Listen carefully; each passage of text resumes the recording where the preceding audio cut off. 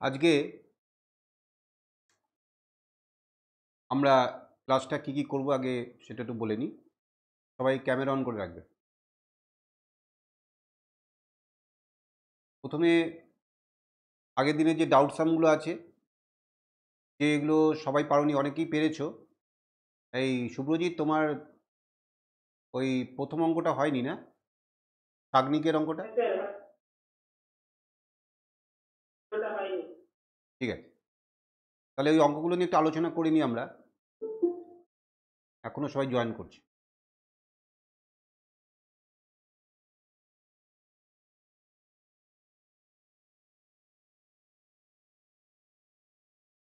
আচ্ছা, তারপরে আমরা একটু রেশনাল নাম্বার নিয়ে আলোচনা করব।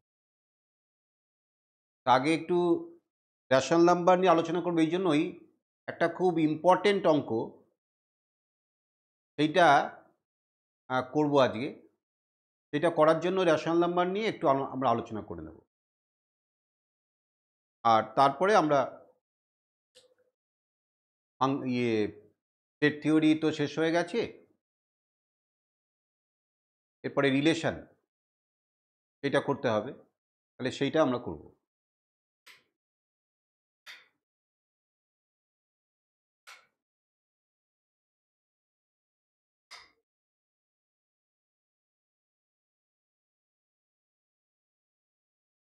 একটা অঙ্ক নিয়ে আগে আমরা শুরু করি।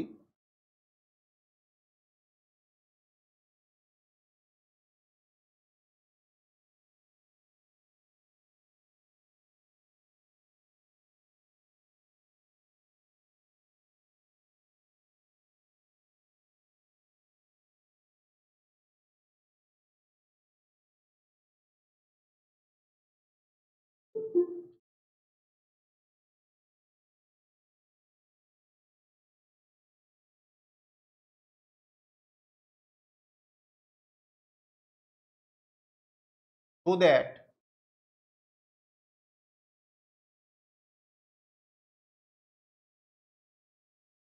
there is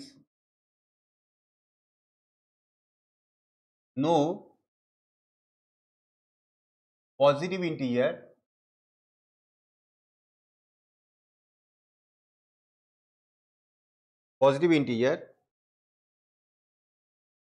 n for which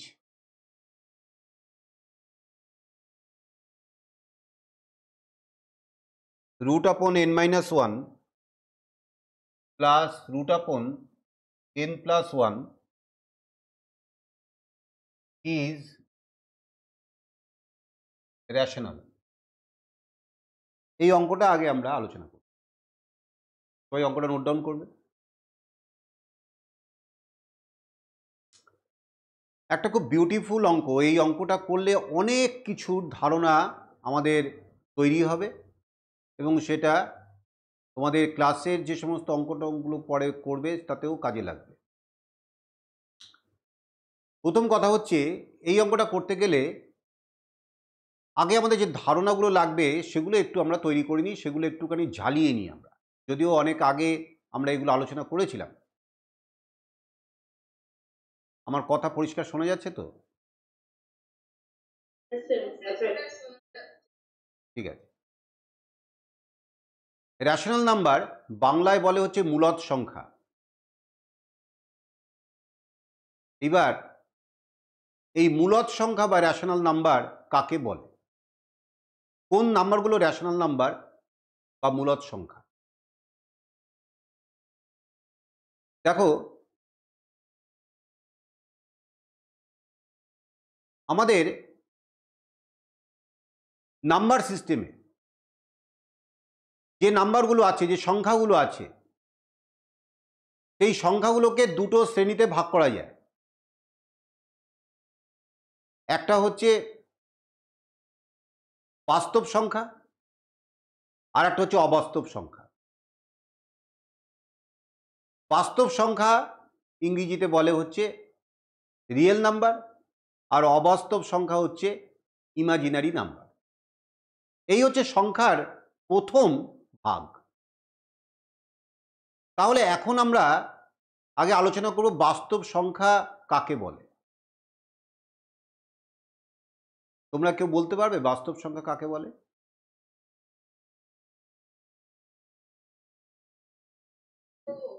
হ্যাঁ, করো।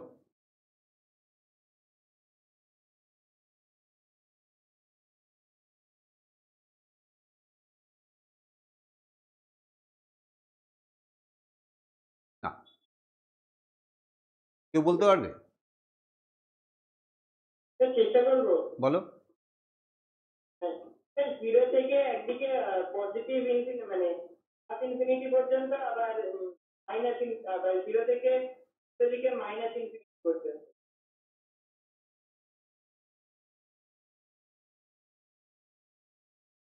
কিন্তু বললে ঠিকই আছে, একটা সংখ্যা রেখার সাপেক্ষে বললে, কিন্তু বাস্তব সংখ্যার চরিত্র সেটা দিয়ে কিন্তু ফুটে ওঠেনি।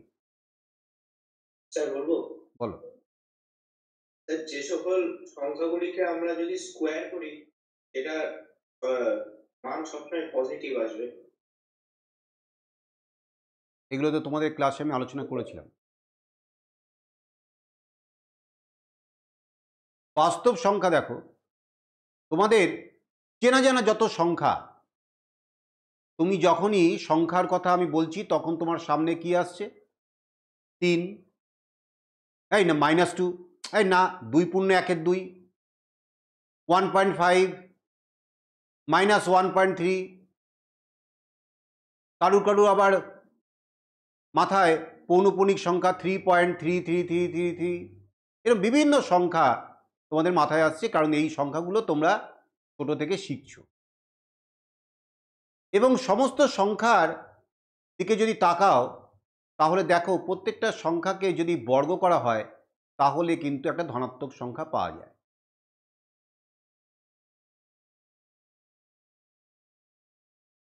যে সংখ্যাগুলো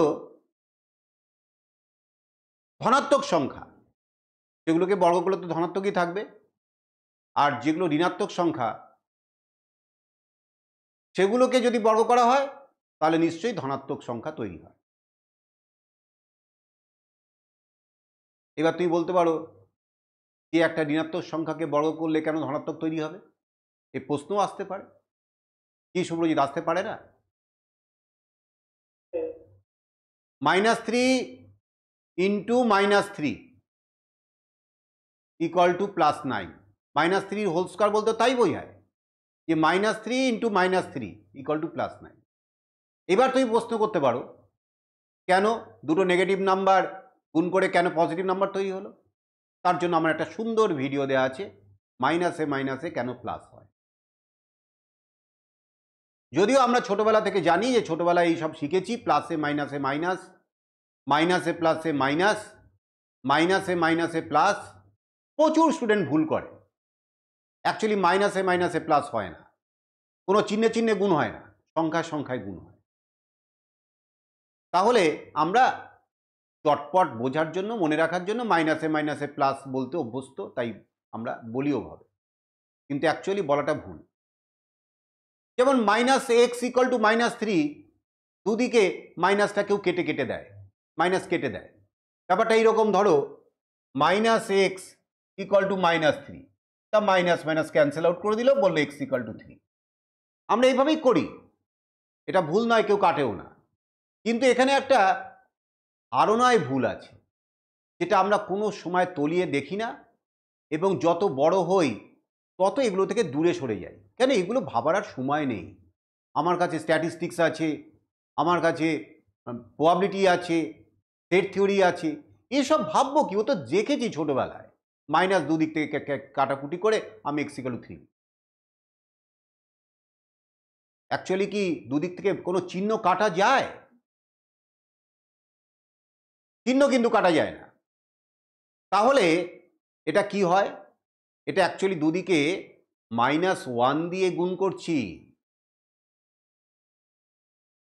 -1 দিয়ে যদি গুণ করা হয়, ধরো ব্যাপারটা এইরকম, -x ইকুয়াল টু -3, এইবার দুদিকে যদি আমি -1 দিয়ে গুণ করি,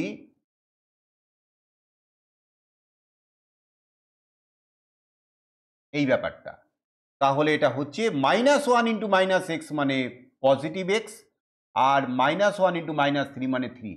দেখো আগেও পেয়েছিলাম x=3, এখনো পেলাম x=3, কিন্তু আগেও ঠিক ছিল, এখনো ঠিক ছিল, কিন্তু আগে ধারণায় গোলমাল ছিল, এখন ধারণায় কিন্তু আমরা স্বচ্ছ ধারণা আমাদের তৈরি হল। মাইনাস মাইনাসে কাটতে আমি কাউকে বারণ করছি না, এই দুদিক থেকে মাইনাস মাইনাস কেটে দেয়, বইতেও আছে এবং তোমরা পরীক্ষাতে এভাবেই করবে। কিন্তু মনের মধ্যে রাখবে যে এটা কিন্তু অ্যাকচুয়ালি মাইনাসে ওভাবে কিন্তু হয়নি, ওটা কিন্তু -1 দিয়ে দুদিকে মাল্টিপ্লাই করা হয়েছে, তাই জন্য কিন্তু এইভাবে x=3 তৈরি হয়েছে। বলো, ক্লিয়ার সবার কাছে? হ্যাঁ স্যার। তাহলে এইবার সংখ্যার মধ্যে আমরা তাহলে দেখলাম যে যত চেনা জানা যত সংখ্যা আছে, কারণ তোমরা এখনো এত বড় হওনি যে তোমরা ভুতুড়ের সংখ্যার সঙ্গে পরিচিত হয়েছো। ছোটবেলায় ভূতের বই সবাই পড়েছো ঠিকই, কিন্তু ভুতুড়ের সংখ্যার সঙ্গে পরিচিত এখনো হওনি। ওটা হবে ক্লাস 11-এ উঠলে, বা এই স্মার্ট ম্যাথের ক্লাসেই একদিন ভুতুড়ের সংখ্যার আলোচনা হয়েই যাবে। ক্লাস 11-এর যে বিষয়টা আছে সে বিষয় অনেক আগে থেকে আমরা জেনে ফেলার চেষ্টা করব। তাহলে তোমাদের চেনা জানা যত সংখ্যা, এই সংখ্যার মধ্যে একটা কমন চরিত্র আমরা বলতে পারি যে সংখ্যা, যে কোনো সংখ্যাকে যদি স্কোয়ার করা যায় তাহলে we get a positive number. তাহলে এরাই তো হচ্ছে বাস্তব সংখ্যা বা রিয়েল নাম্বার, যেটা মেহেদি বলল। তাহলে ডেফিনেশনটা এভাবে দেওয়া যেতে পারে, দ্য নাম্বারস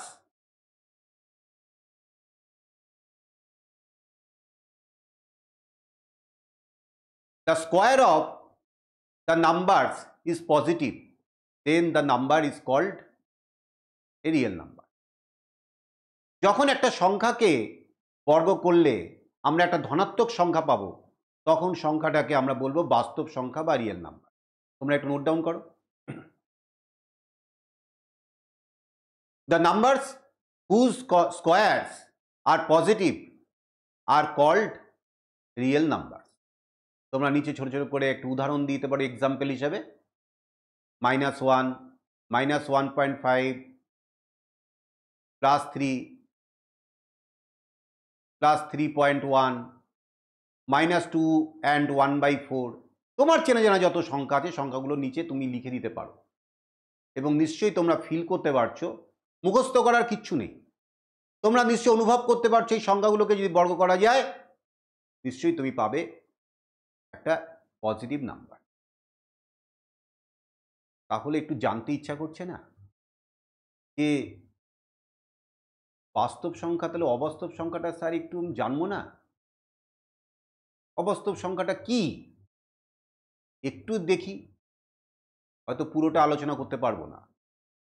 তাহলে অবাস্তব সংখ্যাটা বাস্তব সংখ্যার উল্টো, যেটা বাস্তবে নেই। বাস্তবে নেই মানে তুমি কোনো মুদিখানার দোকানে গিয়ে অবাস্তব সংখ্যা নিয়ে কোনো কাজ করতে পারবে না, মাছের বাজারে গিয়ে অবাস্তব সংখ্যা নিয়ে কাজ করতে পারবে না, কারণ বাস্তব যে পৃথিবীর সঙ্গে, বাস্তব পৃথিবীর ডেইলি লাইফ, তোমার প্রাত্যহিক জীবনযাপনের সঙ্গে ওই সব সংখ্যার কোনো সম্পর্ক নেই। যেমন তুমি দোকানে গেলে 10টা রসগোল্লা কিনলে, কত দাম? এক একটা রসগোল্লা 20 টাকা করে। যেমন স্যার এসছে, একটু বড় করে রসগোল্লা নিতে হবে, ছোট 8 টাকার নিলে হবে না, খাক না খাক বড় করে দিতে হবে। তাহলে 10 × 20 200। তাহলে দেখো, তুমি 10-এর সঙ্গে পরিচিত হলে, তুমি 20-র সঙ্গে পরিচিত হলে, 200-র সঙ্গে পরিচিত হলে, এই যে সব সংখ্যাগুলো। সুব্রজিৎ, বাস্তব জগতে ডেলি লাইফে ঋণাত্মক সংখ্যার কখন পরিচয় ঘটে তোমার সঙ্গে?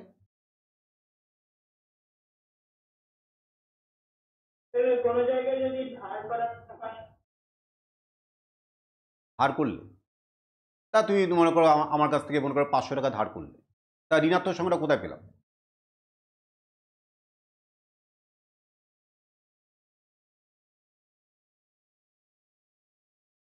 হ্যাঁ, আটকে মাঝে আটকে পড়েছে। আমি বলবো না, ঋণাত্মক সংখ্যা সেটাও তো একটা বাস্তব সংখ্যা। নিশ্চয়ই তোমাদের মধ্যে এই কিউরিসিটি থাকা উচিত যে বাস্তব সংখ্যা যখন নেগেটিভ নাম্বার একটা বাস্তব সংখ্যা, তার আপনি বলছেন কারণ নেগেটিভ নাম্বারকে স্কোয়ার করলে একটা পজিটিভ নাম্বার তৈরি হয়, তাহলে এটা একটা রিয়েল নাম্বার। তাহলে আমার রিয়েল ফিল্ডে নেগেটিভ নাম্বারটা কোথায় দেখতে পাচ্ছি না তো। আরোহণ, তুমি কি দেখতে পাচ্ছ? দেখতে পাচ্ছ না? আরোহণের তো দেখা উচিত। যারা চশমা পরে আছো তাদের নেগেটিভ পাওয়ার হয় কি না? এটা একটা মজা করে বললাম। এরকম প্রচুর জায়গায় এরকম এক্সাম্পল দেওয়া যেতে পারে যেখানে নেগেটিভ নাম্বার আমরা চাক্ষুষ দেখতে পাই। তাহলে দেখো, শুধু অঙ্কটাকে আমার কিন্তু ওই রকম বইয়ের টেক্সট ওরিয়েন্টেড পড়াশোনা করলে এইগুলো কিন্তু ফিলিংস হবে না। এটা তোমার শিখতে গেলে তোমাকে কিন্তু সবসময় চোখ কান খোলা রাখতে হবে। তোমাদের একটা হোমওয়ার্ক দেওয়া থাকলো, এই চশমার পাওয়ারে নয়, নেগেটিভ নাম্বার আর কোথায় কোথায় খুঁজে পাওয়া যায়। শুধু কি চশমার পাওয়ারে? তা তো নয়, আছে আরও জায়গায়। তুমি এটা যে যে পারবে আমাকে আগেই জানাবে, আমি একটা গ্রুপে তখন বলে দেবো ও এটা পেরেছে। ঠিক আছে, এটা একটু নোট ডাউন করে রাখো, পরে ভেবো। তাহলে এই গেল হচ্ছে রিয়েল নাম্বার নিয়ে একটা সুন্দর একটা সুইট আলোচনা হয়ে গেল, মিষ্টি আলোচনা। এরপরে আসছে ওই বললাম অবাস্তব সংখ্যা বা ভুতুড়ের সংখ্যাটা একটু বলে নেব। তাহলে রিয়েল নাম্বার যে নাম্বারকে স্কোয়ার করলে পজিটিভ হয়, তাহলে ইমাজিনারি নাম্বার বা ভুতুড়ে নাম্বার সেই নাম্বারটা কি স্কোয়ার করলে নেগেটিভ হয়? আরে বাবা, এরকম নাম্বার আছে নাকি? আছে। দেখো, যদি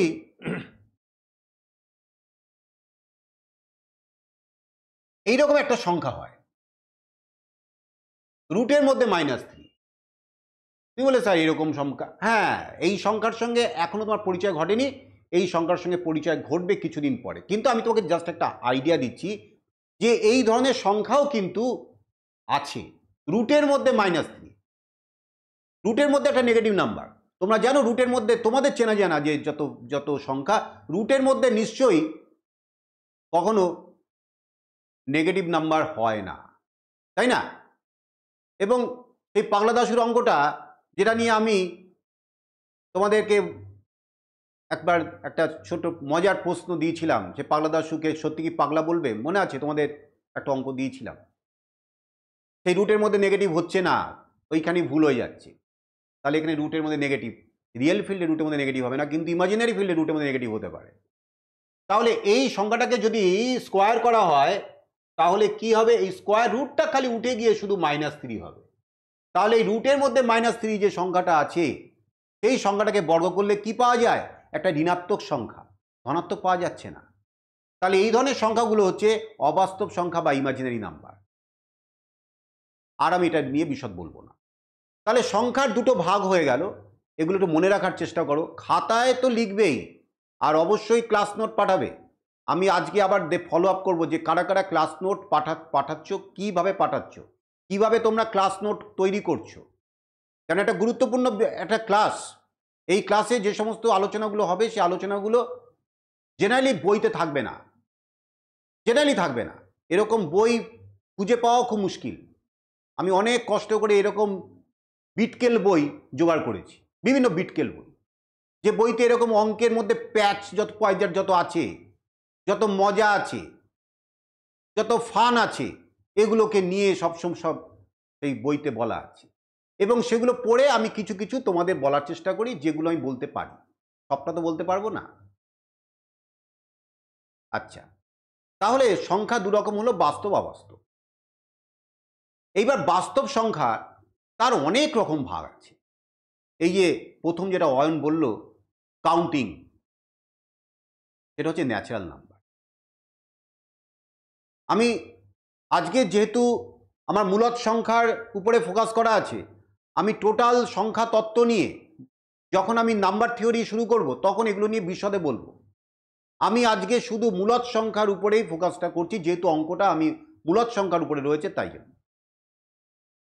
আমি শুধু অয়নকে একটু রেকটিফাই করে দিতে চাই যে তুমি রিয়েল নাম্বারের যে ধারণাটা তৈরি করার চেষ্টা করছিলে সেটা রিয়েল নাম্বার অবশ্যই, কিন্তু রিয়েল নাম্বারের সেটা একটা অংশ, ন্যাচারাল নাম্বার, স্বাভাবিক সংখ্যা। The numbers which are used for counting only, যে নাম্বারটা খালি গণনার কাজে ব্যবহার করা হয় সেইটা হচ্ছে স্বাভাবিক সংখ্যা বা natural number. Hello hello 1 2 3 4 mic testing, কখনো কেউ বলে হ্যালো হ্যালো -1 -2 -3? বলে না। তাহলে যে সংখ্যা দিয়ে গণনা করা হয়, রসগোল্লা নিয়ে এসছে বাড়িতে, আমার রসগোল্লা একটা প্রিয় জিনিস, এই গুনতে শুরু করলে অয়ন এই গুনছে -5 -4 -3 -2 -1 0। মা বলছে কি গুনছিস রে? বলে এই তো আমি সংখ্যা সব জানি, আমি এই সংখ্যা দিয়ে গুনছি। না, শুরু করবে 1 দিয়ে, নিশ্চয়ই 0 থেকে শুরু করবে না। হ্যাঁ, অয়নের পরীক্ষার নম্বরটা 0 থেকে শুরু হতে পারে, কি তাই তো? হ্যাঁ, পরীক্ষার প্রাপ্ত নম্বর সেটা 0 থেকে শুরু হতে পারে, কিন্তু গণনার কাজে যখন কোনো কিছু গুনবে তখন তোমার সেটা 1 থেকে শুরু হবে। আর নিশ্চয়ই তোমরা সেই যে চোর পুলিশ খেলতে 1 1.5 2 2.5 পৌনে 3 3 এরকম একটা ছিল না, এইভাবে গুনতে, তার মধ্যে এবার সে লুকিয়ে পড়তো 1 1.5 2 2.5, এইভাবে তো নিশ্চয়ই গুনবে না। রসগোল্লা 1 1 খানা 1.5 খানা 2 খানা 2.5 খানা নিশ্চয়ই গুনবে না। তাহলে যে সংখ্যাগুলো গণনার জন্য ব্যবহার করা হয় সেই সংখ্যাগুলো কি 1 2 3 4 5 6 7 8 9 10 এইভাবে চলছে, এবং সংখ্যার শেষ নেই, শুরু আছে শেষ নেই। তাহলে এই সংখ্যাগুলো হচ্ছে স্বাভাবিক সংখ্যা বা ন্যাচারাল নাম্বার। হয়ে গেল এটা এই ব্যাপারে। এবার মূলদ সংখ্যা। দেখো, মূলদ সংখ্যা বা রেশনাল নাম্বার, এইটা একটা খুব ইন্টারেস্টিং নাম্বার। মূলদ সংখ্যাটা যত তোমার চেনা জানা যত সংখ্যা আছে তার মধ্যে একটা ইন্টিজার আছে না, ইন্টিজার বা পূর্ণ সংখ্যা। নিশ্চয়ই এটা নাম শুনেছো, ইন্টিজার বা পূর্ণ সংখ্যা। নাম্বার লাইনে এসব বসিয়েছো আগে অনেক, নিচু ক্লাসে বোধ হয়, আমার মনে হয় 7-এ রয়েছে, না 7-এ রয়েছে, হ্যাঁ 6-এ আছে, হ্যাঁ হ্যাঁ ভেরি গুড, 6-এ আছে, আমরা মনে থাকে না, যাক 6-এ। ওই নাম্বার লাইনের পরে তোমার -1 বসাতে পারো, 0 বসাতে পারো, -2 বসাতে পারো, -3 বসাতে পারো। এই যে সংখ্যাগুলো গোটা গোটা সংখ্যা, গোটা গোটা সংখ্যা, 1 গোটা সংখ্যা, 2 গোটা সংখ্যা, 2.5 একটা গোটা সংখ্যা নয়। তাহলে গোটা গোটা সংখ্যাগুলো কোনগুলো? 1 2 3 4 5 6 7 8 9 10 এগুলো গোটা গোটা সংখ্যা। আর এদিকে নাম্বার লাইনের বাদিকে -1 -2 -3 -4 -5 -6 -7 এগুলো গোটা গোটা সংখ্যা। আর মাঝখানে যে আছে সে তো বেজার করে মুখ বেজার করে বসে থাকবে না, শূন্য, সেও গোটা সংখ্যা। তাহলে এই যে যত গোটা গোটা সংখ্যা নিয়ে, অর্থাৎ 0 1 -1 2 -2 3 -3 4 -4 5 -5 6 -6, এই যে শত সংখ্যা এগুলো সবই ইন্টিজার। এইবার একটা সংখ্যাকে যদি আমরা একটা ভগ্নাংশ আকারে লিখতে পারি, নিশ্চয়ই ভগ্নাংশ সম্পর্কে তোমাদের ধারণা আছে, ফ্র্যাকশন বা ভগ্নাংশ, ফ্র্যাকশন সম্পর্কে ধারণা তো আছেই। তাহলে ফ্র্যাকশনের উপরে কিরকম থাকে, ধরো একটা ফ্র্যাকশন এক্সাম্পল দিচ্ছি, ধরো এরকম একটা ফ্র্যাকশন আছে 2/3, এই যে একটা ফ্র্যাকশন। এবার ওই আরোহণ বলছে যে কেন স্যার আমি একটা ফ্র্যাকশন লিখবো নতুন, আমি লিখবো, ও লিখলো 2.3/5, বলে এরকম তো ফ্র্যাকশন হতে পারে, হ্যাঁ হতে পারে, কিন্তু আমি সেই ফ্র্যাকশনগুলোকেই এখন প্রাধান্য দেব যে ফ্র্যাকশনগুলোর উপরেও ইন্টিজার নিচেও ইন্টিজার, উপরেও গোটা নাম্বার নিচেও গোটা নাম্বার। পূর্ণ সংখ্যা বাংলা যেটা বলে, ইংলিশে বলে ইন্টিজার, উপরেও ইন্টিজার নিচেও ইন্টিজার। সেই সংখ্যাগুলোকে নিয়ে আমরা এখন একটা দল তৈরি করব। এইবার খুব সাবধানী অঙ্কিত, খুব সাবধানী, তুমি জানো শুভ্রজিৎ, অঙ্কিত খুব সাবধানী, তো জানো তো। ও বলছে যে স্যার উপরে গোটা নাম্বার, নিচে গোটা নাম্বার। আচ্ছা, আপনি একটু আগে বললেন শূন্য তো গোটা নাম্বার, তার নিচে যদি শূন্য বসিয়ে দিই। এবার আপনি আগে বলেছেন যে শূন্য দিয়ে ভাগ করা যাবে না। হ্যাঁ, তাহলে সেই ধরনের ফ্র্যাকশন, যে ফ্র্যাকশনের উপরেও ইন্টিজার নিচেও ইন্টিজার, কিন্তু নিচে শূন্য হবে না। কেন? নিচে শূন্য হলে ডিভিশনে শূন্য divided by zero, it is meaningless, undefined. Zero দিয়ে ভাগ অসংজ্ঞাত। ভাগের ধারণায় আমরা বলতে পারি যে জিরো দিয়ে ভাগ অসংজ্ঞাত। কেন? এই শাগনিককে 10টা সন্দেশ দিয়ে বললাম, যাও ওই ঘরে চলে যাও, ওই ঘরে গিয়ে যারা আছে তাদের মধ্যে ভাগ করে দাও। ও চলে গেল একটা ঘরে, যে ঘরে পাঠিয়েছি সে ঘরে গিয়ে দেখলো কেউ নেই। ও পুরো একদম চুপচাপ বসে দাঁড়িয়ে আছে। কি তার বললো ভাগ করিতে কেউই নেই, তার মানে কি ও আর ভাগ করতে পারছে না। তাহলে ভাগটা কি হয়ে গেল? মিনিংলেস হয়ে গেল। তাহলে নিচে যদি শূন্য থাকে, তোমরা তো ভাগের ধারণাটা নিশ্চয়ই বুঝতে পারছো। 6টা সন্দেশ যদি দুজনের মধ্যে ভাগ করে দিতে বলি, তাহলে নিচে কে থাকবে? 6 না 2? 2। তাহলে যদি 10টা রসগোল্লাকে আমি যদি শাগনিককে পাঠিয়ে দিয়ে একটা ঘরে বলি, দেখো ওই ভাগ করে দাও, গিয়ে দেখলো 0 জন রয়েছে। কজন আছে? কেউ নেই, মানে 0 জন রয়েছে।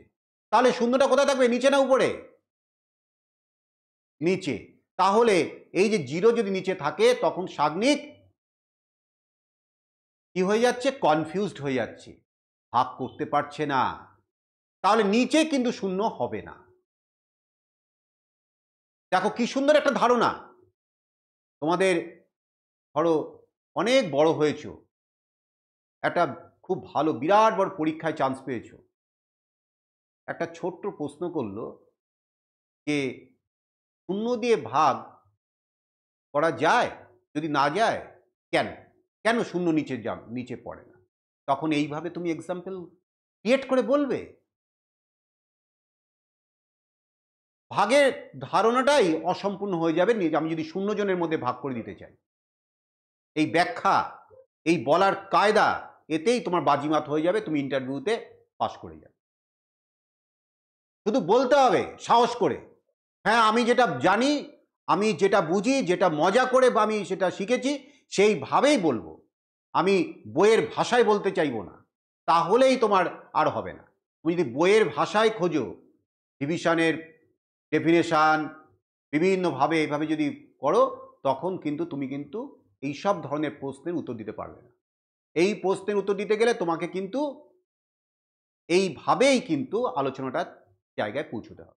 যাই হোক, তাহলে এখন এই সংখ্যাগুলোকে নিয়ে আলোচনা করব, যে সংখ্যার উপরেও ইন্টিজার নিচেও ইন্টিজার, কিন্তু নিচে শূন্য নয়। হ্যাঁ, উপরে শূন্য হতে পারে। তাহলে এইরকম একটা সংখ্যা হতে পারে -2 উপরে আর নিচে 5, এরকম হতে পারে। আচ্ছা, এরকম একটা সংখ্যা হতে পারে 3/-5। আচ্ছা, এইরকম একটা সংখ্যা হতে পারে 0/7। এই যে যত সংখ্যা, শুধু আরোহণ যেটা বলেছিল সেটা বাদ, বাকি যে সংখ্যাগুলো লিখেছি,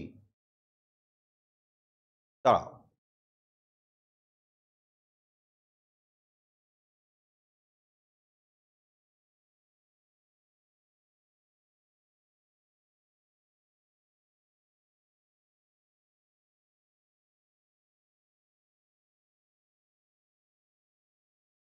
বাকি যে সংখ্যাগুলো লিখেছি, দেখো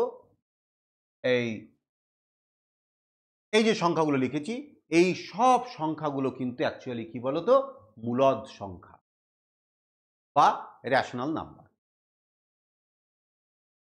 তুই বললো যে হ্যাঁ এগুলো তো জানি, ভগ্নাংশ, ফ্র্যাকশন, এগুলো আবার আলাদা নাম দেওয়ার কি আছে? মূলদ সংখ্যা এটা বিচ্ছিরি ব্যাপার, যত সমস্ত মানে বেশি ঝামেলা করে কি হবে? এগুলো তো শিখেছি ছোটবেলা থেকে, এরকম ফ্র্যাকশন।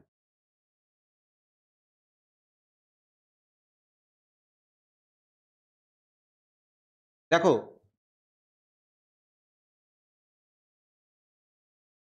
এই উত্তরটা আমি একটু পরে দিচ্ছি, যে কেন আমি এই সংখ্যাগুলোকে, এই দলটাকে আমি মূলদ সংখ্যা বলে আলাদাভাবে একটা চিহ্ন দিচ্ছি, নামকরণ করছি। এটা আমি একটু পরে ব্যাখ্যা করছি। আগে ধরো কেউ এই সংখ্যাটা লিখেছে 9, তাহলে কি এ এই দলে আসতে পারবে?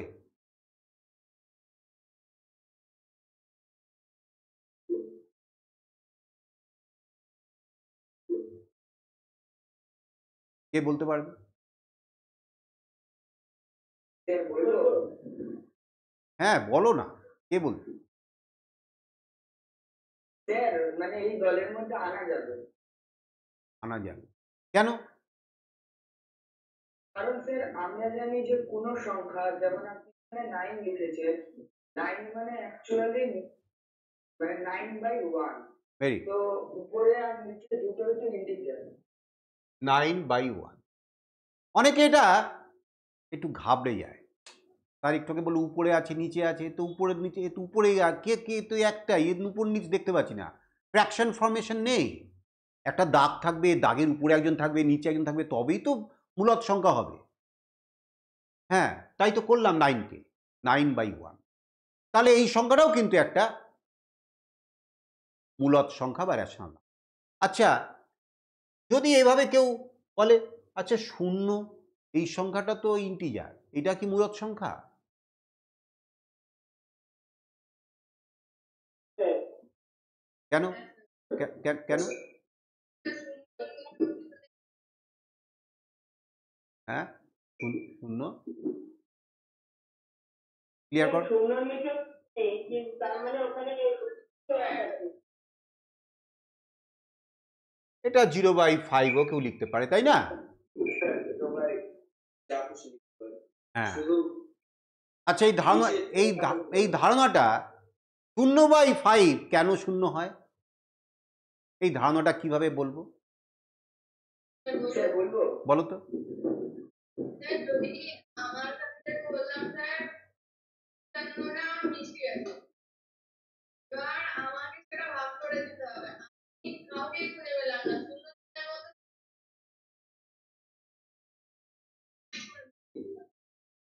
কেউ নেই ওখানে, কাকে দেবো? সুব্রজিৎ ঠিক বললো?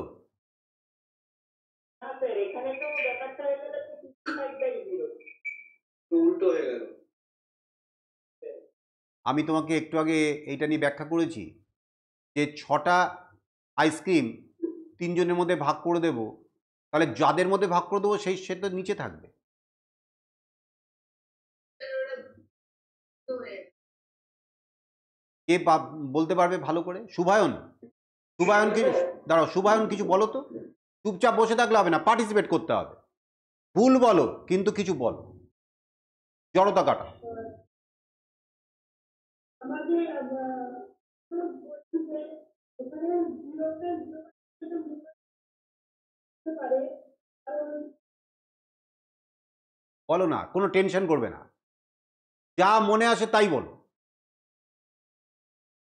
আমারও হচ্ছে যে আমার কাছে এরকম সবার যখন ছিলাম তখন আমি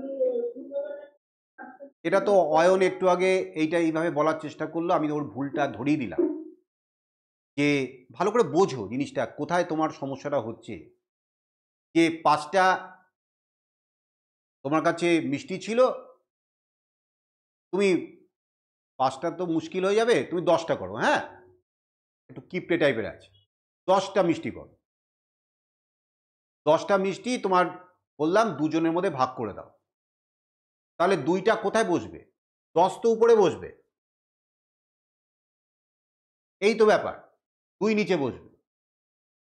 তাহলে তুমি যদি 10টা মিষ্টি নিয়ে তুমি যদি ঘরে গিয়ে কাউকে খুঁজে না পাও, তাহলে নিচে তো 0 বসে, আর তখন তো ভাগটা তো অসংজ্ঞাত হয়ে যায়, আনডিফাইন্ড হয়ে যায়, ভাগটা মিনিংলেস হয়ে যায়।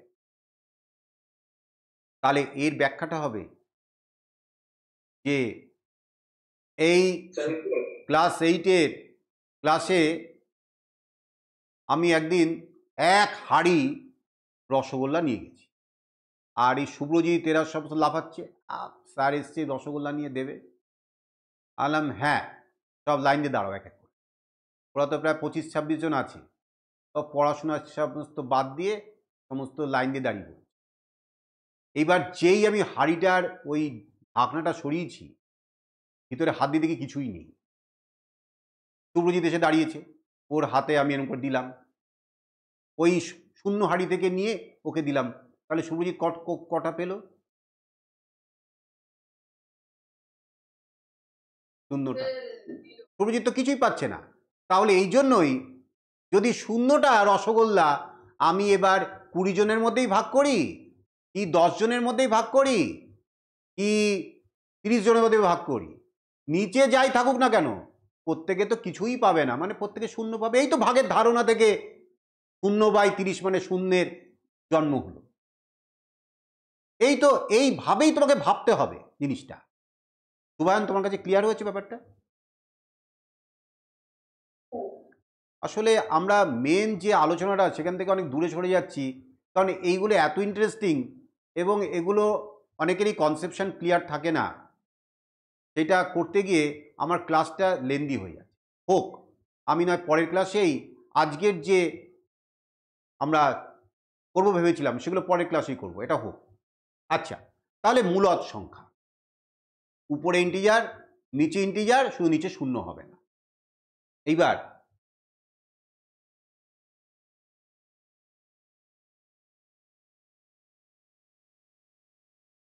ওই যে দীপন বিশ্বাস আছো, দীপন সোরেন জয়েন করেছো? তা তোমাকে দেখতে পাচ্ছি না তো, তুমি লুকিয়ে রেখেছো কেন?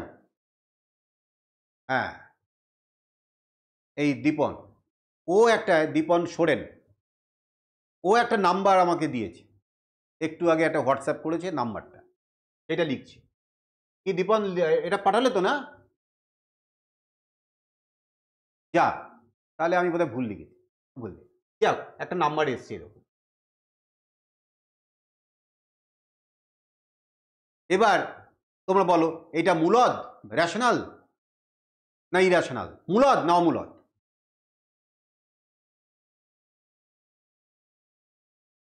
বলবো স্যার এটা এইটা মানে হচ্ছে 4, 16 স্কোয়ার রুট মানে 4, আর 4 মানে হচ্ছে 4/1। বলো ঠিক কিনা?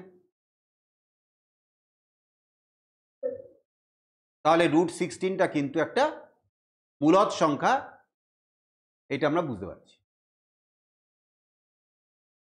আচ্ছা, যদি এরকম কেউ সংখ্যা দেয়, এইটা কি মূলদ? অনেক কষ্ট করে মেহেদি চেষ্টা করছে, ও বলছে যে আমি তো ক্লাস 9-এ, আমার একটু বুদ্ধি বেশি আছে, আমি চেষ্টা করছি। না, মেহেদি লিখছে, এই তো স্যার উপর নিচ করে দিয়েছি।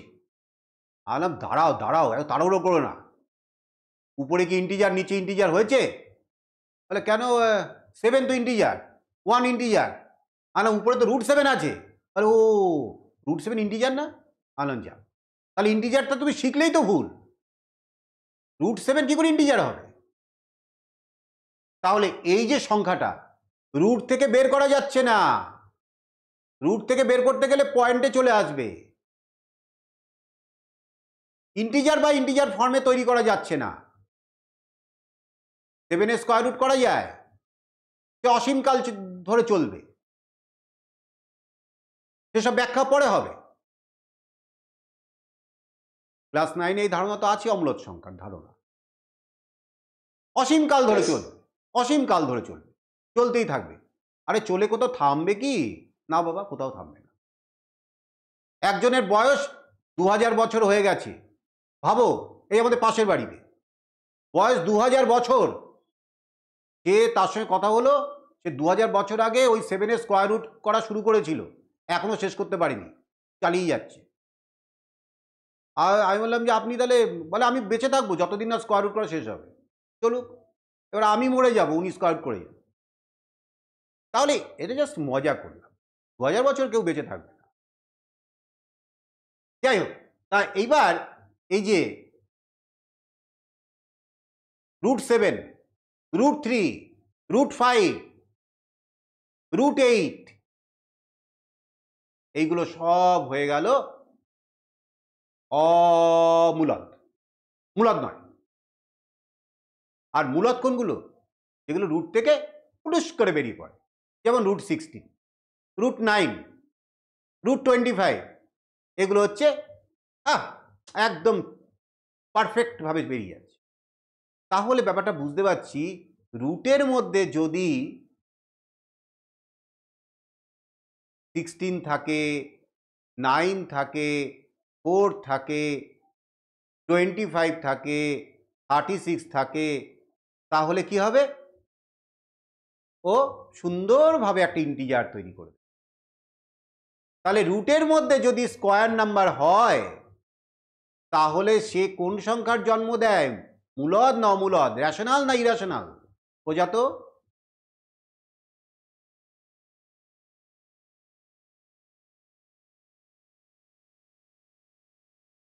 বোঝা তো? শুনতে পাচ্ছ?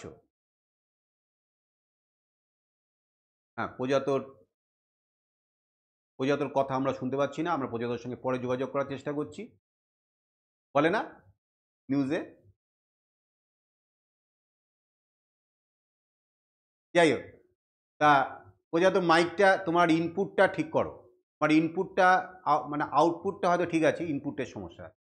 আচ্ছা, এইবার রুটের মধ্যে এই তো প্রত্যুষ এতক্ষণ পরে এই চালি দিয়ে খেতে গেছিল বোধহয়, মার দেবো একদম। আচ্ছা, এই যে দেখো, রুটের মধ্যে সংখ্যাটা যদি পারফেক্ট স্কোয়ার নাম্বার হয়, পারফেক্ট স্কোয়ার নাম্বার, তাহলেই রুট থেকে ও একটা ইন্টিজার তৈরি করে, তাহলে মূলদ সংখ্যা তৈরি হয়ে যাবে। বলো, এই ধারণাটা কি ক্লিয়ার হয়েছে সবার? হ্যাঁ স্যার। তাহলে মূলদ সংখ্যার সম্পর্কে আরেকটু আমি বলে নিই, তাহলে আমার মূলদ সংখ্যার ধারণাটা আরেকটু ক্লিয়ার হয়ে যাবে। অনেক বইতেই না এইভাবে লেখা আছে। এবার একটু বইয়ের ভাষায়, যেটা আমার সবচেয়ে অপছন্দ। তোমরা জানো আমি কখনোই বইয়ের ভাষায় কথা বলি না, এবং বইয়ের ভাষায় পড়ালেই স্টুডেন্টরা আস্তে আস্তে নষ্ট হতে শুরু করে। কেন? তাদের জায়গাটা লিমিটেড হয়ে যায়, তারা ওইটুকুন ভাবতে পারে, আর তার বাইরে বেরোতে চায় না। তবুও বইয়ের ভাষায় বলছি, যে সংখ্যাকে এভাবে লেখা আছে P/Q ফর্মে লেখা যায়, যেখানে P, Q এরা হচ্ছে ইন্টিজার্স আর Q নট ইকুয়াল টু 0, তাহলে সেই সংখ্যাকে বলা হবে মূলদ সংখ্যা বা রেশনাল নাম্বার। এইভাবে অনেক বইতে বলে দেওয়া আছে, এবং তাই তো আমরা শিখলাম, নতুন কিছু তো শিখিনি, কিন্তু এমনভাবে শিখেছি আমাদের কিন্তু টোটালটা আমাদের শুধু কভার করে গেছে। শুধু একটা জিনিস বাকি আছে। কি বাকি আছে? দেখো, 3/7 এই সংখ্যাটা, তোমরা তো নিশ্চয়ই আমার সঙ্গে একমত হবে, এটা অমূলদ সংখ্যা, তাই না?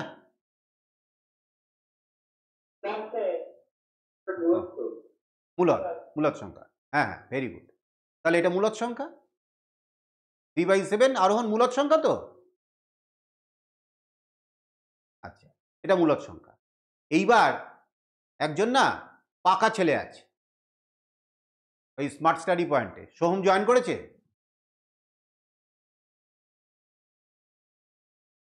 আচ্ছা, ওই সোহমের কথা মনে পড়ে গেল। ওই কি করেছে, কম্পাস দিয়ে ওই প্রভাত স্যারের বোর্ডের পরে স্ক্র্যাচ করে দিয়েছে। ওকে আমি ধরছি একটু পরে, জয়েন করেনি। 3/7 ও কি করেছে, বলে স্যার এই সংখ্যাটাকে আমি নতুনভাবে লিখবো। লেখো। কি?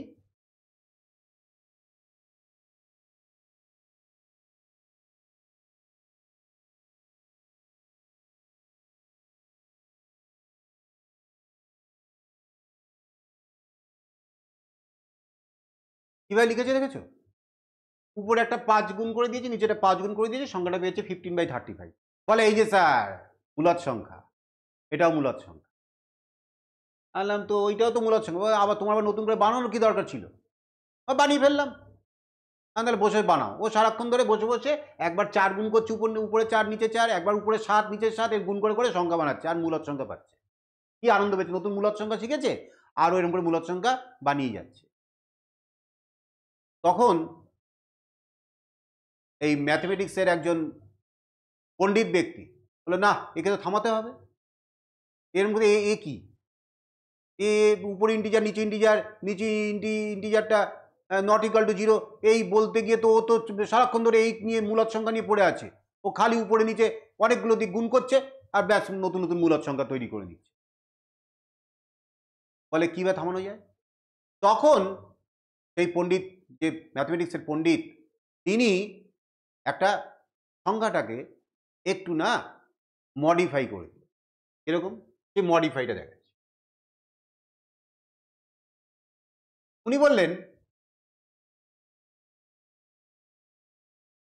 একটা সংখ্যাকে পি বাই কিউ ফর্মে লেখা যাবে। উপরে একজন থাকবে, নিচে একজন থাকবে। উপরে কে থাকবে? পি কমা কিউ, এরা কিন্তু সব ইন্টিজার্স, ইন্টিজার্স পূর্ণ সংখ্যা, নেগেটিভ হতে পারে, পজিটিভ হতে পারে। Q not equal to zero, এটা তো ছিলই।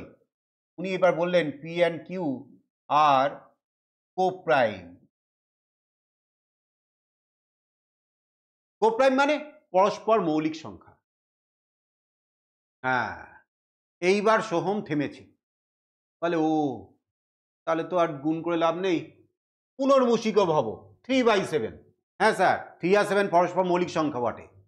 এইটা তাহলে এইটাই তার স্যার মূলদ সংখ্যা, আমি আর ওগুলো নিয়ে স্যার ঘাটবো না।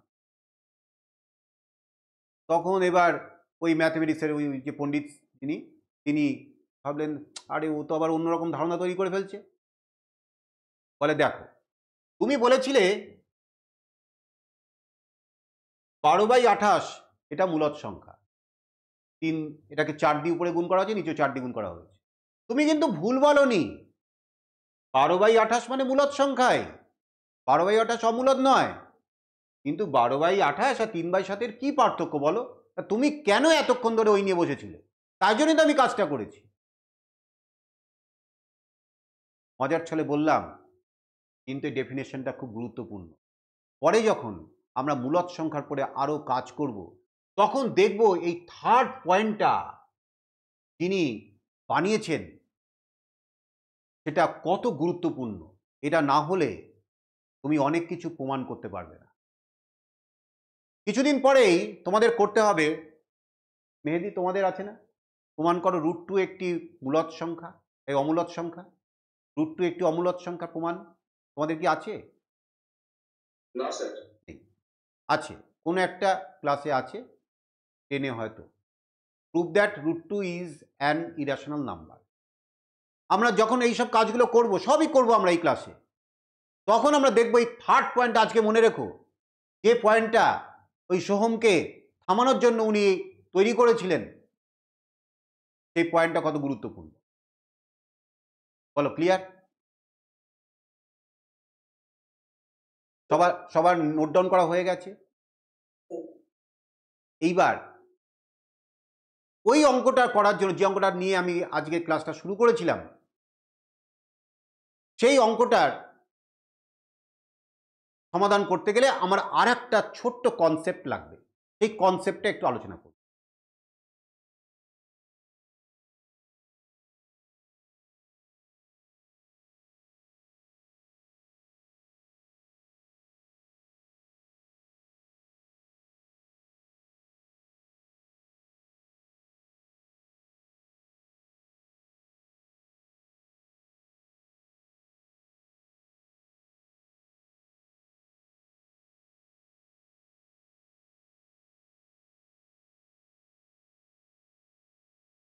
এখানে আমি 4টে সংখ্যা লিখেছি। √2 প্লাস √3 মিলে একটা সংখ্যা মালা বলতে পারো। 2 প্লাস √7 একটা দুটো সংখ্যার যোগফল বলতে পারো। -2 প্লাস √5, -3 মাইনাস √7, এরকম দেখো আমরা লিখেছি। এইবার সমস্যা হচ্ছে কি জানো তো, অঙ্কের কিছু নিয়ম কানুন আছে। যদি কোনো সময় কোনো উত্তর এরকম হয় 2/√5, উত্তরটা এইভাবে রাখা যায় না, এটা অঙ্কের একটা নিয়ম। রাখলে যে দোষের খুব তা নয়। তুমি বিয়ে বাড়িতে একটা গামছা পরে যেতেই পারো, দোষের কি, দোষে কি আছে? কিন্তু বিয়ে বাড়িতে তো কেউ যায় না, ওয়েল ড্রেসড হয়ে যায়। হ্যাঁ, নিয়ম কানুন, একটা সব কিছু নিয়ম কানুন আছে। সমাজে থাকতে গেলে অঙ্কের সমাজে থাকবে, আর অঙ্কের একটু নিয়ম কানুন মানবে না, তা কি করে হয়? তা ওই নিচে না এভাবে অমূলদ সংখ্যা থাকলে উত্তরটা ওভাবে রাখা যায় না।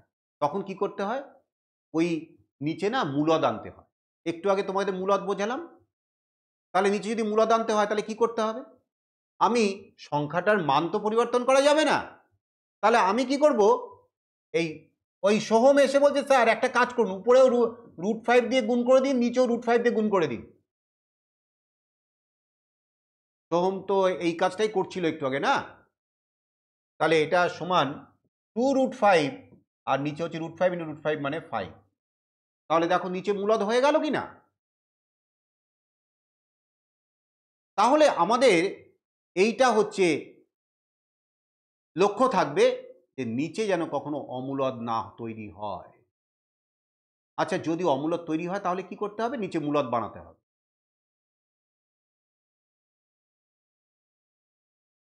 এইবার এটা তো গেল, একটা ছোট্ট √5 সংখ্যা ছিল, তাকে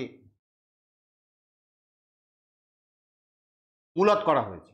আচ্ছা, সংখ্যাটা যদি এরকম থাকে,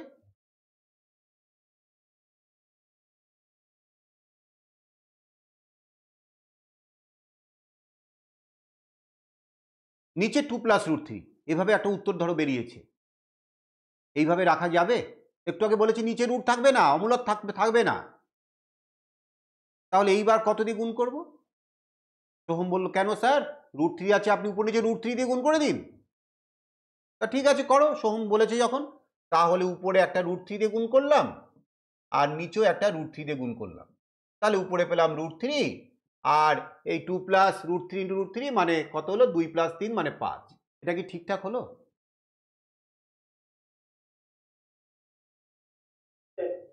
না স্যার, এইটাই তো বেশিরভাগ স্টুডেন্ট করে, বন্ধনী বোঝে না, ব্রেসেস, ফার্স্ট ব্র্যাকেট সেকেন্ড ব্র্যাকেটের যে কি গুরুত্ব সেটা বোঝে না। এই যে √3 দিয়ে গুণ করা হয়েছে, পুরো সংখ্যাটাকে করা হয়নি, শুধু এই সেকেন্ড টার্মটাকে গুণ করা হয়েছে। তাহলে একটা ব্র্যাকেট ফেললেই ব্যাপারটা পাল্টে যাবে চিত্র। এবার কি হবে? এইবার দেখো উপরে √3 হলো, নিচে হলো √3 দিয়ে গুণ করা হয় 2√3, আর প্লাস √3 × √3 মানে 3। তাহলে কি হলো? নিচে অমূলদকে সরানো গেল? না স্যার। সরানো যায়। তাহলে সোহম ঠিকঠাক আমাকে বলেনি, তাহলে আমাকে কিভাবে কাজটা করতে হবে? তখন এই এগিয়ে এসছে কি, অরিজিৎ এগিয়ে এসছে, বলে স্যার আমি আপনাকে একটা কনসেপ্ট দিতে পারি। বলে কি কনসেপ্ট? বলে যদি এই সংখ্যাটার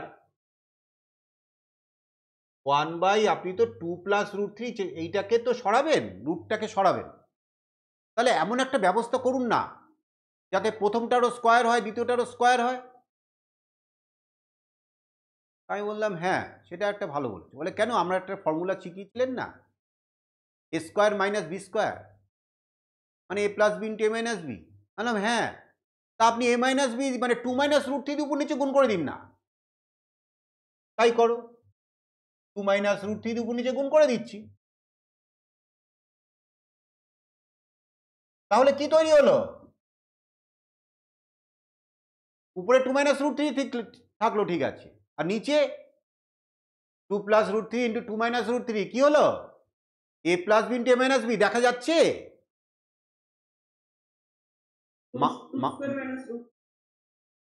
মানে 2² - √3²।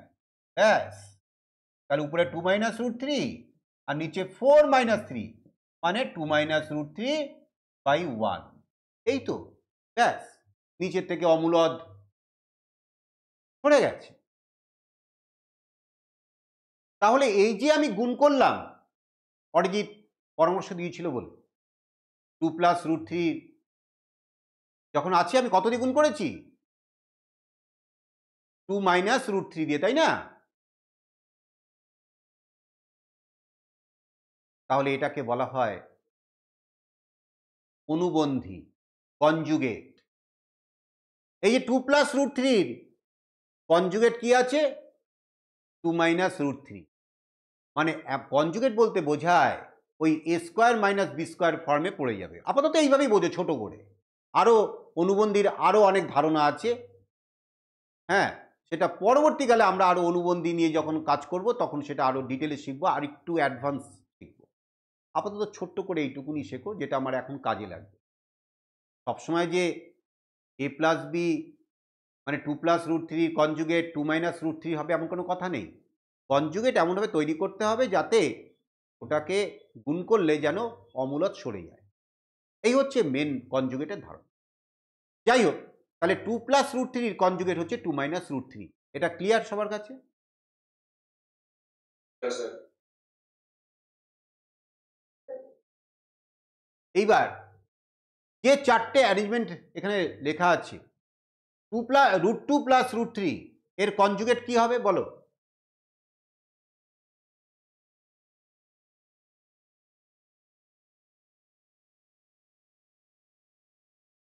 কি হবে কনজুগেট? জাস্ট ভিতরের সাইনটা খালি পাল্টাবে, আর তো কিছু নয়। Root 2 minus root 3 root 2 minus root 3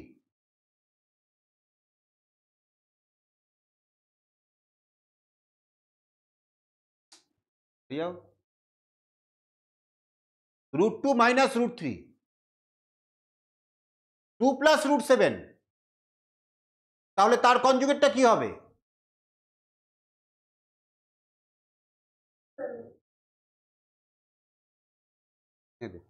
two minus root 7।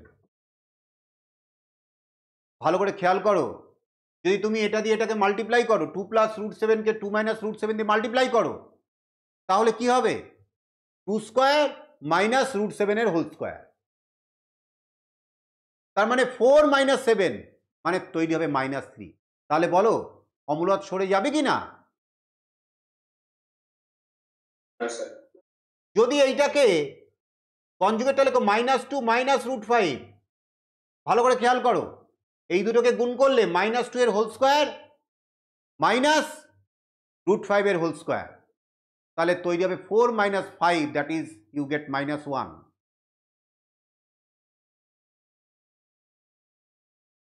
বলো ক্লিয়ার? তাহলে এবার সুব্রজিৎ বলো, -3 মাইনাস রুট 7 এর কনজুগেট কি হবে? -3 plus root 7. Very good, -3 plus root 7। তোমরা এর উপরে এইটা টেবিলটা করে এখানে কনজুগেট লেখো, কনজুগেট লিখে এই টেবিলটাকে তৈরি করো, ক্লাস নোটে লেখো, এটা নোট ডাউন করো।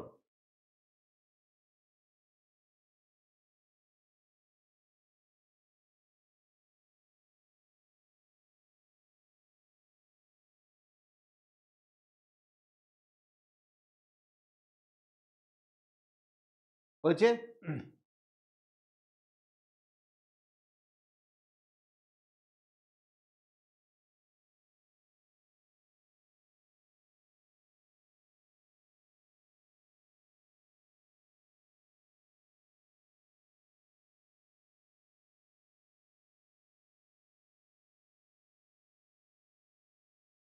শেখা হয়ে গেলে বলবে।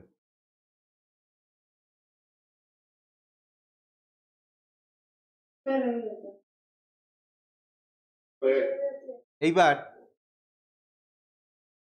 যে অঙ্কটা নিয়ে আমরা প্রথম আলোচনা শুরু করেছিলাম সেই অঙ্কটা তোমাদের কি লেখা আছে? নাহলে আমি লিখবো একবার। ঠিক আছে। Show that there is no positive integer n for which root upon n minus 1 plus root upon n plus 1 is rational। তার মানে অঙ্কটা এবার কি বলেছে সেটা নিয়ে আলোচনা করি। এমন কোনো n নেই এমন কোনো ধনাত্মক n নেই যার জন্য এই √n-1 প্লাস √n+1 একটা রেশনাল নাম্বার হবে, মূলদ সংখ্যা হবে। তার মানে কোনো ধনাত্মক n এর জন্যই এইটা মূলদ সংখ্যা হবে না। তাই তো ব্যাপারটা দাঁড়ালো। এবার ভালো করে খেয়াল করো, ধনাত্মক n কেন বলা হয়েছে? n এর মান ঋণাত্মক হওয়া পসিবল কি?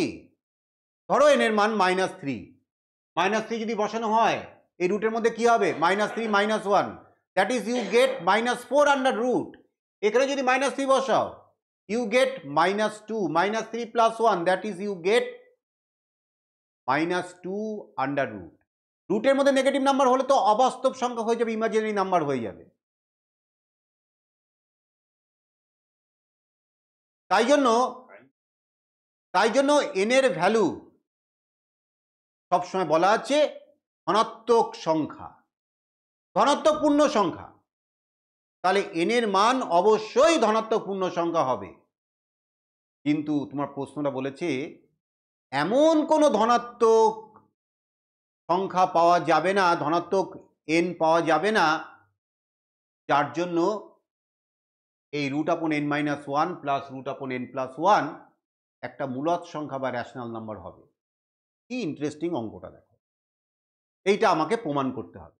এই প্রমাণ করতে গিয়ে যে যে কনসেপ্ট লাগবে সেটা আমি এতক্ষণ ধরে প্রায় 1 আওয়ার ধরে আমি সেই কনসেপ্টটা তৈরি করেছি। দরকার হলে এই ভিডিওটা আমি তোমাদের গ্রুপে তো দিয়ে দেবো, একবার দেখে নেবে। এতে কি হবে? ম্যাথমেটিক্সের উপরে রিটেনশন বাড়বে। ওই শুধু টেক্সট বুক ওরিয়েন্টেড পড়াশোনা করলে কোনো দিন অঙ্কে ভালো ফল করা যাবে না। অঙ্কে ভালো ফল করতে গেলে এই যে প্রত্যুষা একবার হাইস্ট পেয়েছিল আমার কাছে ওখানে ওই ক্লাসে, এই যে শুভ্রজিৎ ভালো অঙ্কে নিজেকে তৈরি করছে, আরও ভালো করতে হবে। সাগনিক, হ্যাঁ, মেহেদি, তোমরা প্রত্যেকে এগিয়ে যাচ্ছ, আমি খুব আরোহণ, তুমিও, অঙ্কিত, সবার নাই বলছি, যারা যারা এখানে আছো, 2-1 একটু পিছিয়ে আছো, আমি তাদের নাম বলছি না, আমি তাদেরকে কখনোই ডিসকারেজ করব না। কিছুদিন পরে তারাও এই জায়গায় পৌঁছে যাবে। শুধু একটু মনোযোগ দিয়ে এই ক্লাসগুলোকে দেখো। এর জন্য তোমার কোনো আলাদা কোনো পরিশ্রম হচ্ছে না, একদম স্টোরি শুনছো, গল্প শুনছো, মজা পাচ্ছ, ব্যাস এইটুকুনি। বিরাট হোমওয়ার্ক দিয়ে তোমাকে যে আমি সারা সপ্তাহ জুড়ে ব্যস্ত রাখবো সেটাও করি না। আমি 1-2 অঙ্ক দিই, যারা পারো চেষ্টা করো, যারা পারো না আমি কিছু বলি না। এইভাবে আনন্দের ক্লাস হওয়া উচিত প্রত্যেকটা ক্লাস। ফিজিক্স, ম্যাথমেটিক্স, কেমিস্ট্রি, সমস্ত ক্লাসগুলো এরকম আনন্দের ক্লাস হওয়া উচিত, তাহলে শিখতে ভালো লাগে। যদি কেউ জোর করে চাপিয়ে দেয় তখন মনে হয় কখন এখান থেকে বেরিয়ে যাব। আমি তো প্রথমেই বলেছি, যদি তোমাদের এই ক্লাস যেদিনকে ভালো লাগবে না আমাকে বলবে, স্কিপ করে যাবে। আর যদি বলো স্যার আজকে আর ভালো লাগবে না, আমি এক্ষুনি স্টপ করে দেবো। জানলে আমারও বেশিক্ষণ ভালো লাগে না। ওই আমি ওখানে পড়াতে যাই তোমরা থাকো বলে, ওখানে সত্যি কথা তোমরা যদি না থাকো ওখানে আমি কী করে পড়াবো? কতক্ষণ বসে থাকা যায়? বিভিন্ন জনের সঙ্গে আমার যে ইন্টারাকশান হয় তাতে আমার ভালো লাগে। এই একটা অঙ্ক করে নিয়ে এসছে, কিম্ভূত কিমাকার অঙ্ক, বাপরে বাপ। সে একদিন বলবো, এক একটা স্টুডেন্টের সব আমার রেকর্ড করা আছে, কি কি ধরনের ভুল করে। সবার আগে আমি এগুলোকে আগে ঠিক করি, যে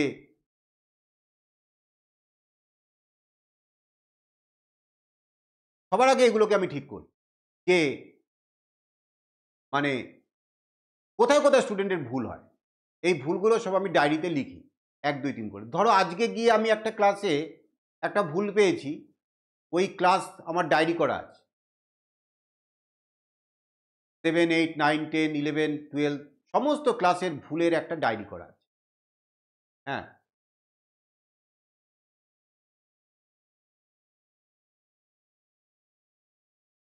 তা এইবার √n-1 প্লাস √n+1 আমি একটু তাড়াতাড়ি অঙ্কটা শেষ করব। এই সংখ্যাটা তোমার কি আছে, কোনো এমন ধনাত্মক n পাওয়া যাবে না যার জন্য এটা কি হবে, মূলদ হবে। মানে এ মূলদ হবে না, এ অমূলদ হবে। এই তো অঙ্কটা বলেছি, আগে অঙ্কটা ভালো করে ফিল করতে হবে, তারপর তো আমি অঙ্ক করতে ঝপাঝপ অঙ্ক হয়ে যাবে। অঙ্কটা কি তোমরা ফিল করতে পেরেছো?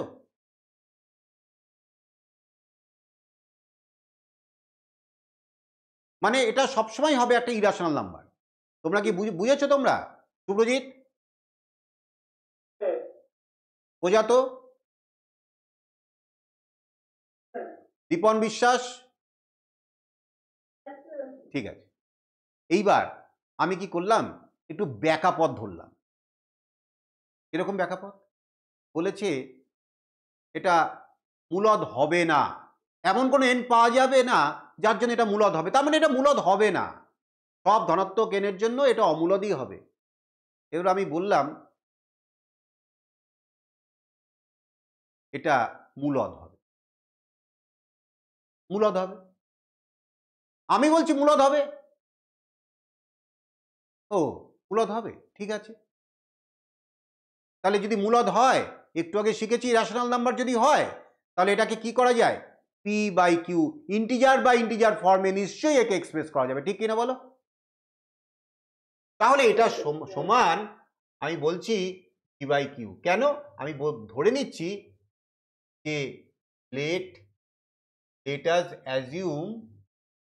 Assume root upon n minus 1 plus root upon n plus 1 be a rational number। আমি ব্যাখ্যাপথ ধরেছি।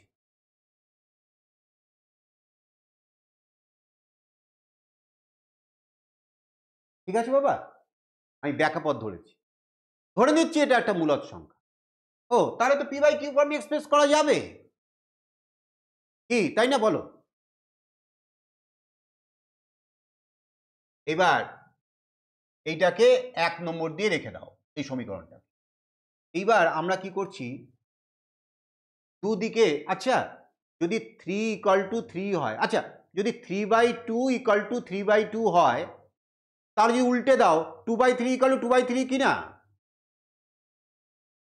হ্যাঁ স্যার। যদি 5 = 5 হয়, তাহলে বলতে পারি না উল্টে দিয়ে 1/5 = 1/5? তাহলে এবার যদি দুদিকটা আমি উল্টে দিই, তাহলে তো ইকুয়ালিটি ব্রেক হবে না, তাই না? তাহলে আমি এটা উল্টে দিচ্ছি, হ্যাঁ, 1/√n - 1 প্লাস √n + 1 = q/p।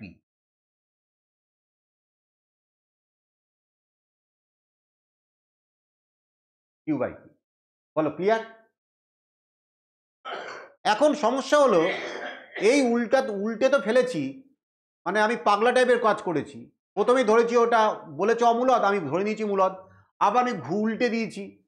এসব কি করছি আবল তাবল করতে গিয়ে কি হয়ে গেল দেখো তো, এখন ঝামেলা হয়ে গেল, নিচে অমূলদ চলে এসেছে, রুট এসে গেছে।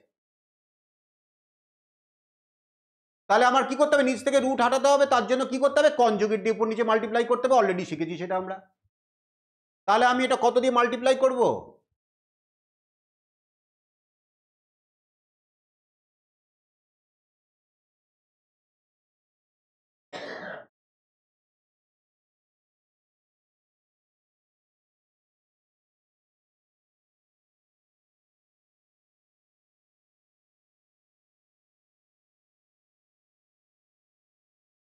নোট ডাউন করো, √n - 1 মাইনাস √n - 1, এটাই তো কনজুগেট ছিল, তাই না? কনজুগেট ধারণা, শুধু মিডিলের সাইনটা চেঞ্জ করলেই তো হয়ে যাবে। তাহলে এইবার থেকে দেখো তো, a² - b² এর ফর্মে এসছে নিচেরটা। হ্যাঁ স্যার। তাহলে এটা আমরা লিখতে পারি √n - 1 মাইনাস √n, এটা plus n + 1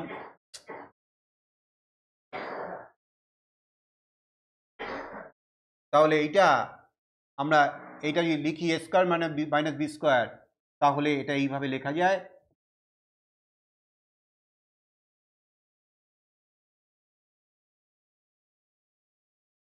equal to Q by P. বলো ক্লিয়ার? সবার কাছে ক্লিয়ার?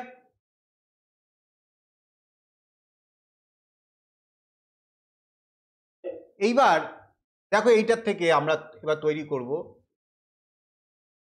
ইমপ্লাইজ দ্যাট উপরে root N minus one minus root N plus one divided নিচে দেখো root upon N minus one square that is you get N minus one আর root upon N plus one square that is you get N plus one. তাহলে minus ব্র্যাকেটে N plus one equal to Q by P. আচ্ছা দেখো তো এবার কি হবে, নিচে যদি ব্র্যাকেটটা তোলো তাহলে এন আর এন কাটাকুটি হয়ে যাচ্ছে, তাহলে মাইনাস ওয়ান তাহলে ইউ গেট মাইনাস টু। বলো তাই কি না? তাই না? তাহলে আমরা এইভাবে এটাকে তৈরি করছি N root upon N minus one minus root upon N plus one by minus two equal to Q by P. তাহলে এইবার এটা কি তৈরি হলো, root upon N minus one minus root upon N plus one equal to minus two Q by P. Minus টুটাকে আমি ওই side change করে ওদিকে নিয়ে গেছি, এদিকে ডিভিশনে আছে ওদিকে গিয়ে মাল্টিপ্লিকেশন বা গুণ হবে, তাহলে মাইনাস টুটা ওদিকে গিয়ে গুণ হয়ে minus two Q by P হয়েছে। এইবার এইটা আমি 2 নম্বর দিয়ে রেখে দিই। বলো সবার লেখা হয়ে গেছে? না স্যার। এবং সবাই বুঝেছো কিনা বলো, প্রত্যেকটা স্টেপ কিভাবে কাজ করেছি আমি তো ব্যাখ্যা করে করে প্রত্যেকটা স্টেপে গিয়েছি, নিশ্চয়ই সকলে বুঝতে পেরেছো। বলো হ্যাঁ স্যার। এইবার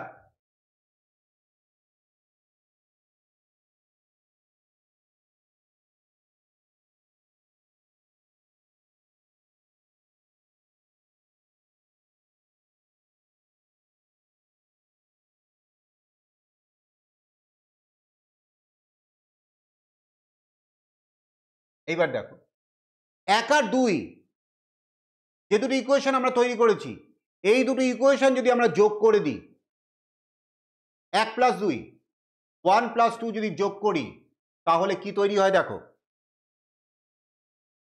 এই রুট আপন এন প্লাস ওয়ানটা কাটাকুটি হয়ে যাচ্ছে না, এটা প্লাস আছে এটা মাইনাস আছে, কাটাকুটি হয়ে যাবে না, তাহলে তৈরি হবে 2 into root upon N minus one equal to P by Q plus minus two Q by P. বলো তো বুঝতে পারলে কিনা, কোনো অসুবিধা হয়েছে কিনা?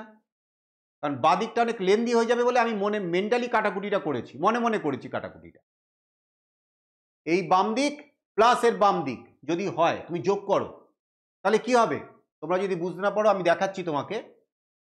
ধরো এইটা হচ্ছে root upon N minus one plus root upon N plus one আর ওর বাদিকটা হচ্ছে plus root upon N minus one minus root upon N plus one. তাহলে দেখো এইটা কাটাকুটি হচ্ছে কি না, তাহলে এইটা আর এইটা যোগ করলে 2 into root upon N minus one লেখা যায় কি না? আরোহণ ক্লিয়ার হয়েছে? বোঝা তো ক্লিয়ার হয়েছে?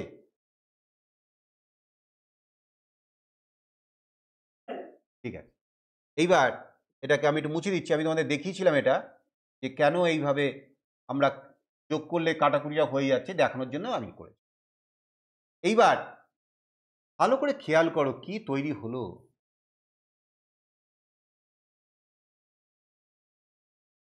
পি কিউ হলো লসাগু এলসিএম, উপরে হলো P square minus 2q square আর এই দুইটা নিচে নেমে গেছে, তাহলে রুট আপন এন মাইনাস ওয়ানের ভ্যালু তো এইটাই দাঁড়ালো না, P square minus 2q square by 2pq। বলো কারোর কোনো বুঝতে অসুবিধা হয়েছে কিনা? না স্যার।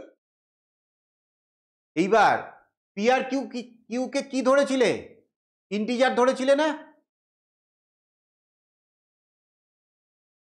তাহলে এখানে যদি পি আর কিউ এর ভ্যালু বসাও কোনো একটা ইন্টিজার, যে কোনো সে নেগেটিভ হোক পজিটিভ হোক, যদি কোনো ইন্টিজার বসাও অবশ্যই পি আর কিউ জিরো হতে পারবে না।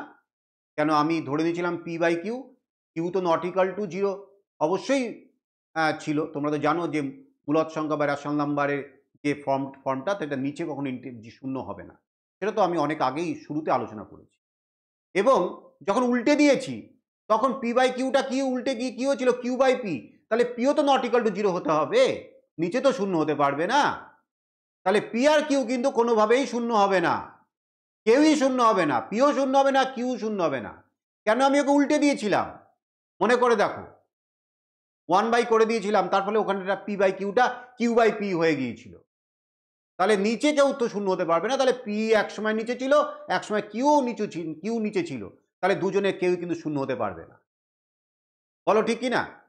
তাহলে এখানে যদি শূন্য ছাড়া পি আর কিউ এর যে কোনো মান বসাও, তাহলে তাকে আফটার সিম্পলিফিকেশন তুমি কি পাবে?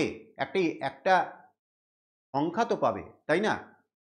একটা সংখ্যা তো পাবে, সেটা উপরে নিচে থাকতে পারে, যা খুশি হতে পারে। পি এর মান মনে করো, আমি একটা বলছি তোমাদেরকে, পি এর মান 2 আর কিউ এর মান -1, বসাও তো কত হচ্ছে দেখো তো, তাড়াতাড়ি বসাও। শুভ্রজিৎ তাড়াতাড়ি বলো, পি এর মান -2 আর কিউ এর মান 1, বসিয়ে বলো কত হচ্ছে ভ্যালুটা।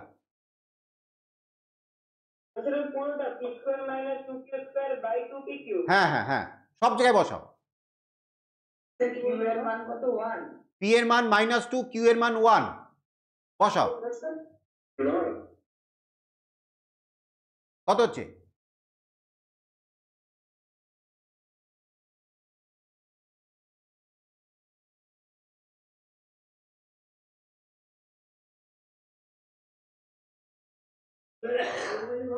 হ্যাঁ, পি এর মান -2, কি, হ্যাঁ -1/2।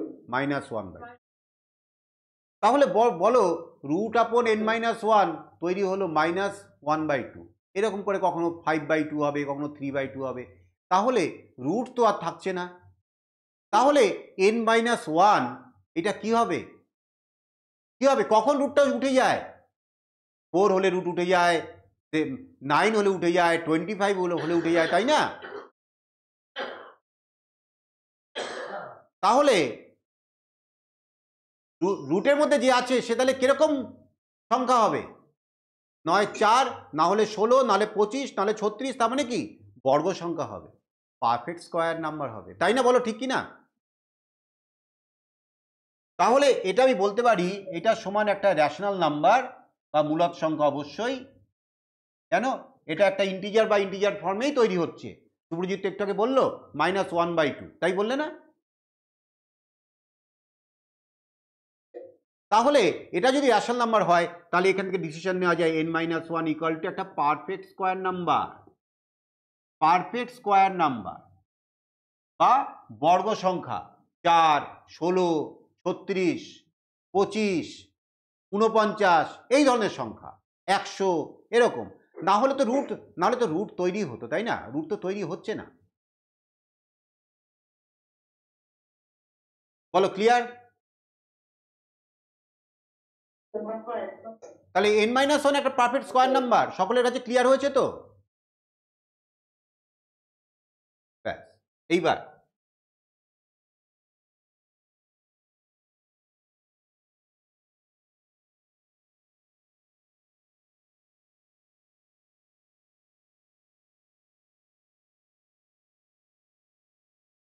যদি 1 - 2 করা যায়, বলো তো এবার কে কাটাকুটি হবে?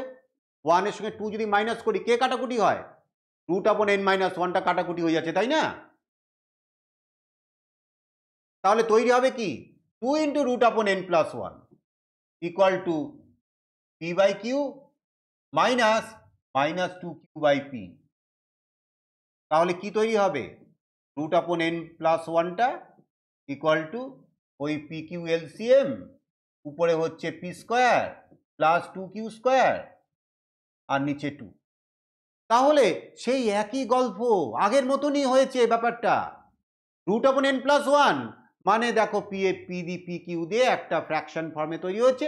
তুমি পি আর কিউ তো ইন্টিজার, তা পি আর কিউ এর যে কোনো মান বসাও, মান বসিয়ে দেখবে কি ওরকম একটা তোমার রেশনাল নাম্বারই পাবে, মূলদ সংখ্যা পাবে।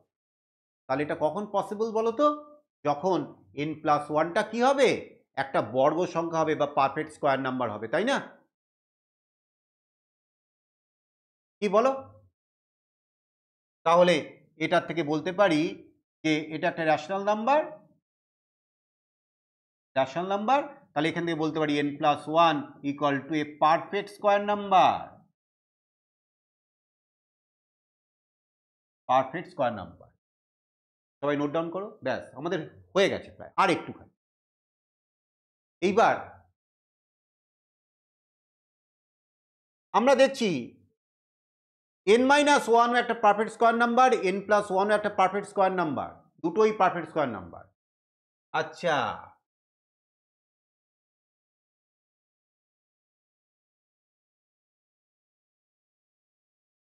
দেখো তো কি হয়। n+1 একটু আগে কি বলেছি, পারফেক্ট স্কোয়ার নাম্বার, তাই তো? আর n-1 কি, পারফেক্ট স্কোয়ার নাম্বার, এটা তো তৈরি করেছি। আচ্ছা, যদি এটা থেকে এটা মাইনাস করা হয় তাহলে কত তৈরি হচ্ছে? n কাটাকুটি হয়ে গেল, তাহলে কত হলো, 2 তৈরি হলো কি না? না বুঝতে পারছো না? হ্যাঁ স্যার, বুঝতে পেরেছি। এইবার বলো, দুটো পারফেক্ট স্কোয়ারের ডিফারেন্স 2, ইজ ইট পসিবল? আচ্ছা দেখো তো, আমি এখানে একটা এক্সাম্পল ফিট করছি। ধরো প্রথম পারফেক্ট স্কোয়ার নাম্বারটা হচ্ছে 1, কেন 1 মানে 1 স্কোয়ার।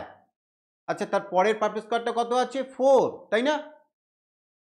তাহলে 1 আর 4 এর ডিফারেন্স কত, 3 কি, তাই না? আচ্ছা, 4 আর 4 এর পরের স্কোয়ার নাম্বার সেটা কত, 9। তাহলে 4 আর 9 এর ডিফারেন্স কত, 5। 1 আর 9 তার ডিফারেন্স হচ্ছে 8। যা, তাহলে আমরা বলতে পারি দ্য ডিফারেন্স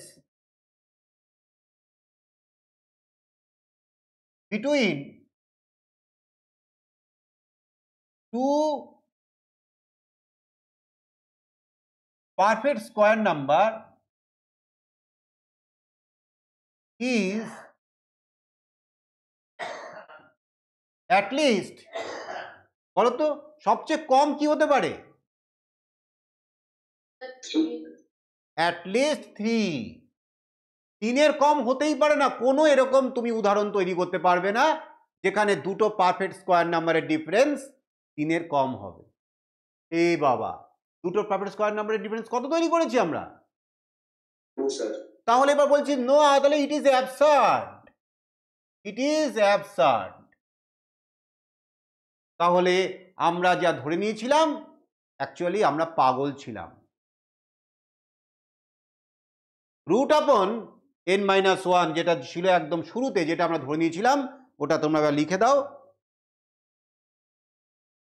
কন্ট্রাডিকশন। হ্যাঁ, ইয়েস, কন্ট্রাডিকশন। তাহলে আমরা লিখব we reach two A contradiction, আমরা ব্যাকা পথে প্রমাণ করলাম। তাহলে আওয়ার অ্যাজাম্পশন ওয়াজ রং, আমাদের ধারণা ছিল ভুল। তাই তো root upon n-1 plus root upon n+1 is irrational। বলো, ক্লিয়ার সবার কাছে? বলো।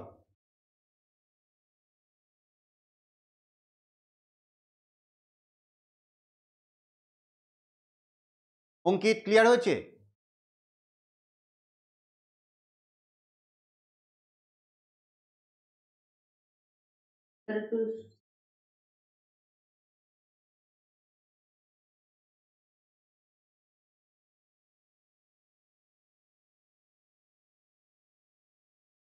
সবার লেখা হয়ে গেছে? হ্যাঁ স্যার। বলো, আজকে তোমাদের ক্লাসটা কেমন লাগলো বলো? খুবই ভালো স্যার। আমি রেকর্ডিংটা গ্রুপে দিয়ে দেবো, তোমরা যদি প্রয়োজন মনে করো তোমরা দেখে নিও। আর আমি তোমাদের দুটো অঙ্ক হোমওয়ার্ক হিসেবে আমি তোমাদের কালকে পাঠাবো, ঠিক আছে? আর আগের ক্লাসের যে অলিম্পিয়াড ম্যাথের যেগুলো দিয়েছিলাম সেগুলো ডাউট সাম হিসেবে আমি পরের ক্লাসে ওগুলোকে কমপ্লিট করব, ঠিক আছে? যাও, good night. Good night sir. Good night, sir. Good night sir. Good night.